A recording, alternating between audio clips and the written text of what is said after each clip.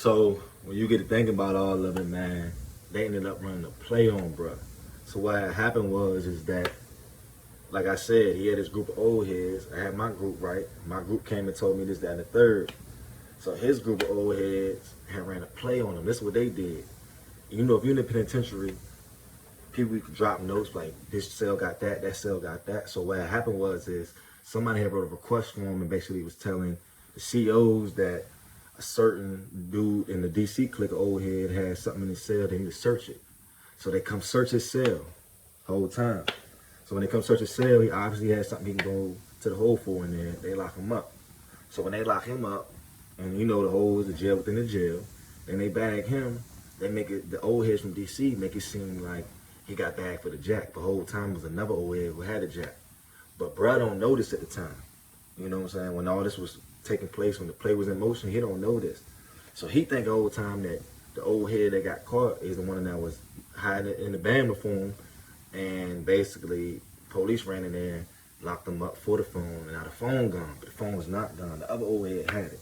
That's why they was asking him to go ahead and get another, and send another band in so they could go ahead and get him another phone and get him straight or whatever, right? The whole time they already had that phone. So now with that money, that $1,200 they used, and they bought another phone. So now they got two phones. So they ran this play on him as to whereas he gonna come, you know what I'm saying? He gonna come in.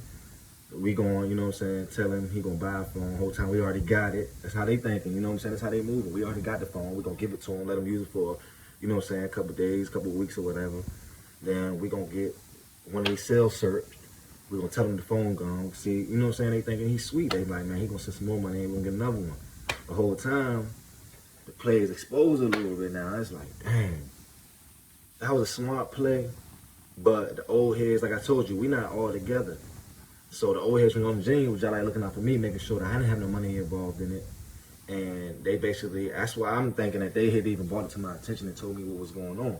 Because usually everybody mind their own business, they'll let them rock out, let them do whatever they want to do. If, you know what I'm saying, if that's what they want to do, that's what they want to do. Let them, you know, handle their business. But the old heads basically wanted to make sure that I didn't have no money involved in it because the play got ran. So with the play getting ran, they already had the phone. They let them use it, like I was saying. And trick bag shorty, y'all. Trick bag shorty, you know what I'm saying? Whole time the phone's still in the pod. They still had the phone. They were still using the phone. They got another phone with the money he sent and just basically just trick bagged them and had him thinking that his phone originally had got, you know what I'm saying, confiscated, and Brad went to the hole for his phone, and it was what it was. You know what I'm saying? You got charged to the game or whatever. The whole time, that wasn't the case. They already had a jack that they was running to play with just to get another jack. Bro, it was sweet, but you know, you gotta go through something to actually be through something and to actually, you know what I'm saying, know what's what, or, you know what I'm saying? So it was just wild how that play had occurred and how they had ran that joint or whatever. And they ran it on their own kind. Like, they real live had, bruh, get that money sent in. They knew what time it was. From the get-go, they knew what they was going to do. But he didn't know. He thinking he about to get a jack and they looking out, they going to hold it for him. They can put it in the barrel for him. He get to use it. Nah, that's not the case. That's how they got him, man, and they put it together.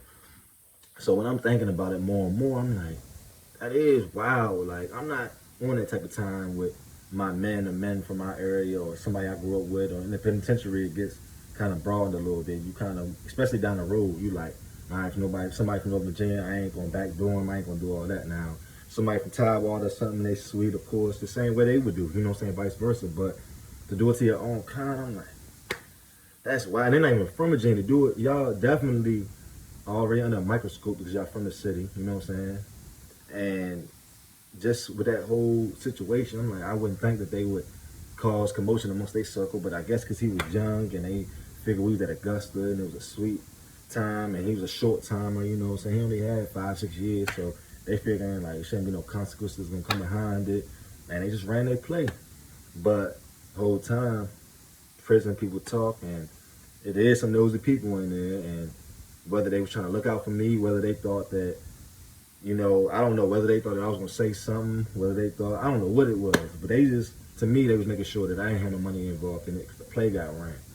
So Brian had nothing to do but charge it to the game. He never bought another phone. He ended up getting transferred to Powhatan. This is 13, 14 before Powhatan actually closed.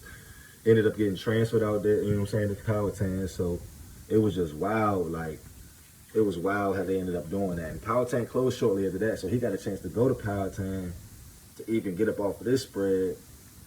And it really was sweet then because he gone now, you know, and then no consequences come behind it. They got 2 phones, they ran the play on him.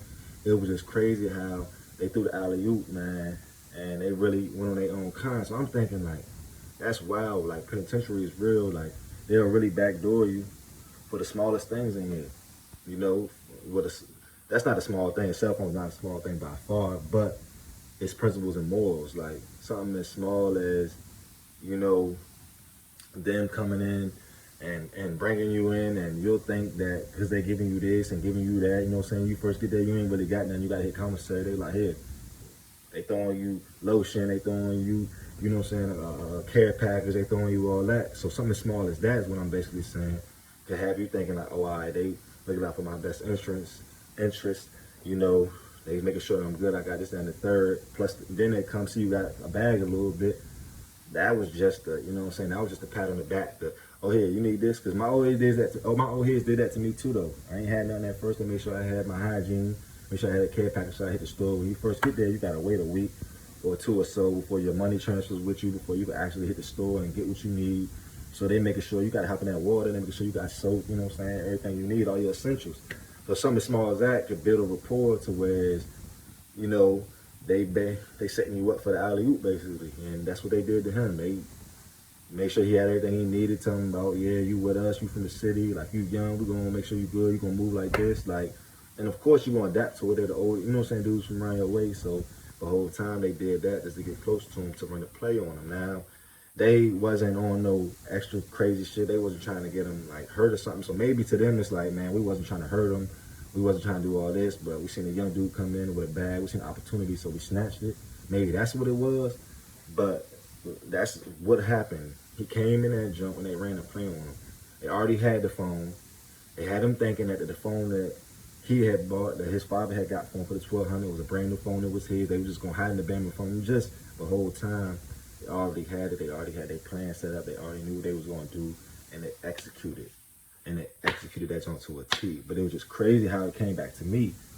I don't even know how my old heads figured it. They've been down for a minute, man. Shout out to them, man.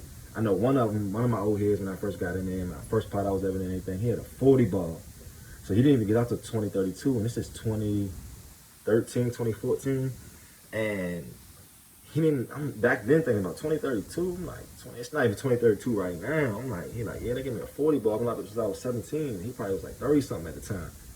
He like, man, I ain't gonna be home until I'm 50 something. I'm like, and trust me, I got family members that, but it's just to be sitting in there with somebody that's not lunching out, they was cool. You know, to not be on no crash out time, to have 40 ball, that's still giving you game. That was love, like, and I respected that. And they still came at me to let me know, like, hey, did you have any? So when I came down to it, I'm like, oh, so they was a little upset that I did, but when they realized that it wasn't my phone, it wasn't really no issues. We didn't have no discrepancies or nothing, because it wasn't my jack. It wasn't my jack to give out, to go around saying, hey, I got a jack. It wasn't my jack to put a buzz in somebody's ear and be like, hey, I got this and that and the third. I could have did all that, but bro let me get in his car, so why would I do all that? You know what I'm saying? I'm not even on that type of time. But they still came, and they still wanted to make sure that I didn't get, you know what I'm saying, the alley-oop thrown on me or whatever like that. So I do respect that, man. So if y'all see this, I know it's one of y'all that's out here, man. Salute, you know who you are, from Alexandria side. But it was just crazy how they had just put that in motion, and for me to see this and to see, like, man, the penitentiary is real. Like, it's real outside. Like, man, they will really backdoor you, and they will really set you up for the, you know what I'm saying, for the alley-oop, basically. And like I said, bro ended up getting transferred, so nothing came behind it. Nothing was, you know what I'm saying, it was what it was. But in the back of my mind, I already set up, like, because I knew I was going to stay there for my whole bid. I knew I had to get a re-entry. I knew, you know, something getting the rundown and everything now. I knew that all this was going to occur.